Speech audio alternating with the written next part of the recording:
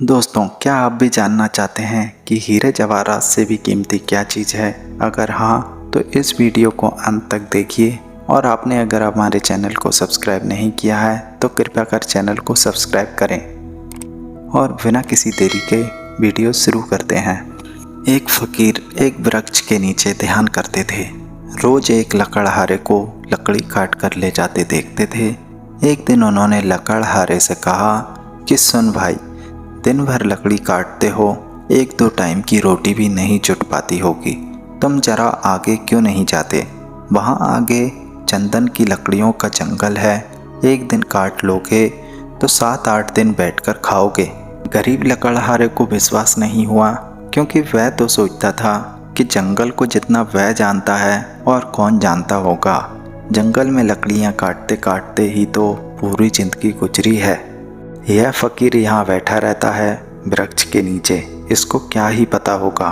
मानने का मन तो नहीं हुआ, लेकिन फिर सोचा कि आगे जाने में हर्ज क्या है, कौन जाने ठीक ही कह रहा हो। फिर झूठ कहेगा भी क्यों, संत आदमी मालूम पड़ता है। कभी बोला भी नहीं इसके पहले, एक बार प्रयोग करके देख लेने में क्या हर्ज है। यह सोचकर वह फ़कीर की बातों पर विश्वास करके आगे चला गया।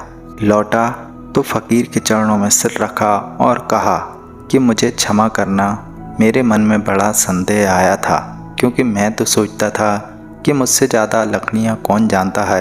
मगर मुझे चंदन की पहचान ना थी।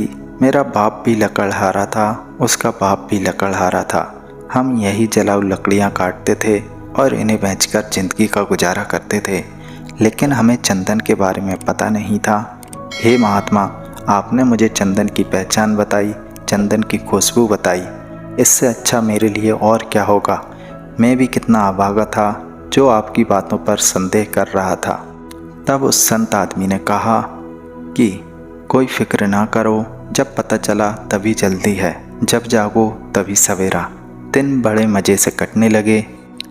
एक दिन काट लेता, 7-8-10 दिन जंगल जाने की ज़रूरत नहीं पड़ती थी। एक दिन फ़कीर ने कहा, मेरे भाई, मैं सोचता था कि तुम में कुछ अक्ल होगी।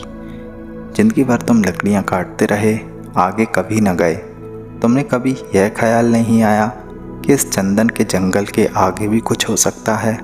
उसने कहा, यह ख्याल तो मुझे कभी नहीं आया। क्या चंदन के आगे भी कुछ है? उस फ़कीर ने कहा, चंदन के आगे जाके देखो ज़रा, वहाँ चांदी की खदान है। लकड़ियाँ काटना छोड़ो, एक दिन चांदी लाओगे तो 8-10 महीने बैठकर खाओगे। अब तो वह फ़कीर पर भरोसा करने लगा था। बिना संदेह किए गया। चांदी हाथ लग जाए तो क्या ही कहना, चांदी ही चांदी थी। 4-6 महीने मस्त कटते थे। एक दिन आ जाता और 4-6 महीने बैठकर खाता था। लेकिन आदमी का मन ऐसा मूड है कि फिर भी उसे यह ख्याल नहीं आया कि इसके आगे भी कुछ हो सकता है।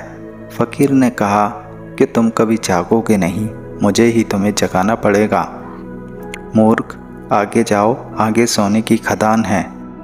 तुम्हारे मन में कभी ख्याल नहीं आया कि आगे जाके देख लूँ, हो सकता है कुछ और भी मिल जाए। अब 6 महीने मस्त पड़ा रहता है, घर में कुछ काम भी नहीं है, फुर्सत है, जरा जंगल में आगे जाकर देख ही लूँ, यह ख्याल क्यों नहीं आया?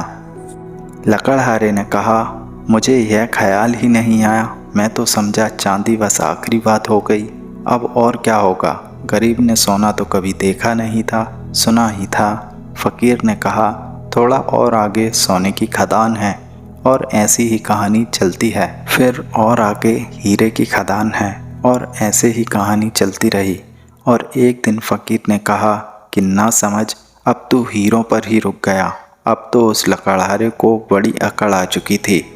बड़ा धनवान व्यक्ति बन चुका था, महल खड़े कर लिए थे। उसने कहा, अब छोड़ो, अब तुम मुझे परेशान ना करो।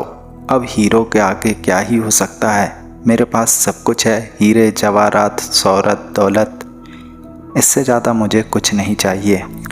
तब उस फ़कीर ने कहा, हीरो के आगे मैं हूँ। तुझे यह कभी ख्याल नहीं आया कि यह आदमी मस्त यहाँ बैठा है, जिसे पता है सोने की खदान कहाँ है, हीरे कहाँ हैं, जवाहरात कहाँ हैं, और तो और हीरो की खदान का पता है, लेकिन यह इकट्ठा नहीं कर रहा है।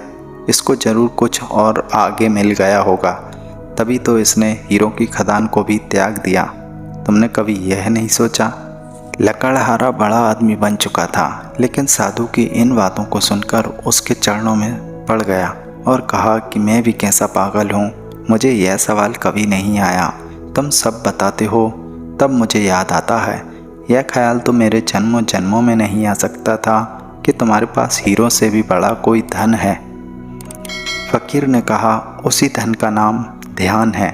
अब खूब तेरे पास है धन, अब धन की कोई ज़रूरत नहीं है। अब जरा अपने भीतर की खदान खोद जो सबसे आगे है।